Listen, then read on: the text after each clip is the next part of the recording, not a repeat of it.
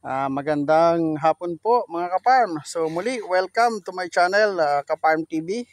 At muli, tayo po ay nandito ngayon sa atin pong isang exclusive Kaparm TV demo area. At the same time, isa po itong failure areas na sa kasalukuyan po ay nag-undergo po tayo ng farm rehabilitation. So shout out po sa akin pong very supportive na boss sa atin pong ginagawang advokasya, Kaparm TV po at your service. So kami po ngayon ay nagagawa ng tinatawag nating flower induction gamit po ang calcium nitrate. So iano na po natin, ang ginagamit po natin ngayon ay calcium nitrate po ni Agway. So maraming klase po ng calcium nitrate sa market. Meron pong mumurahin, meron pong mamahalin, at meron pong galing ng China, at meron pong galing po sa iba't ibang bansa. Nasa inyo na po yon kung ano po yung nais po ninyong gamitin. So ngayon po, ang ginamit po namin ay yun pong calcium nitrate po ni Agway. Yan. So 8 kilos po yan mga kaparma. 8 kilos at note, 8 kilos po yung gagamitin namin, at yan po ay tutunawin muna bago po paandarin yung makina. Banlawan mo para ano. Yun. Yan, antayin mo munang mababad ng mabuti bago mo haluin.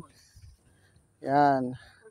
Tapos, ayun po, sinasabayan na po natin yan ng lambo. Pero bago po yung lambo, lalagyan po muna natin ng calcium nitrate ulit yung isa pa pong drum. So si Matmat Villena po at yung kanyang grupo, sila po yung nagdemo ng kauna-unahan sa atin pong area under Kaparm TV Mingo Protocol, yun pong NS product. So yun po ay doon sa aming area po sa Amakalan, Pangasinan. Kung ang tatanungin po yung production, maganda. Kaya lang po yung naging presyo ay hindi po maganda. Ayan. Kaya ginawa po natin ngayon, gagamitin po natin itong protocol na to. Kasi compare po sa ibang protocol na ginagamit natin, ito na po yung pinakamababa mga kaparm. So shout out to NS Northern Organic Fertilizer, at syempre kay Big Boss, kay Boss Norby Arbadjang Junior. Ayan. So Kaparm TV po at your service, gamit po ang NS product. At maliban lang po sa atin pong calcium nitrate na gawa po ni Agway. So ngayon po ay hahaluan na po natin yan. After malagyan po ng 8 kilos ng calcium nitrate, ay gagamit po tayo ng atin pong lambo. So lambo po, siya po ang active ingredients po niya ay lambda-cyhalothrin. So puro po siya na lambo na may active ingredients na lambda-cyhalothrin. At siya po ay contact insecticide. So yung pong mga adult natin po na mga hoppers, yun pong sa atin pong mga kalaban po na uod, at yun pong mga alitangya na galing po sa palayan, ay kaya din po niyang puksain. Kaya ang ginawa po natin, ginamitan na po natin ng lambo.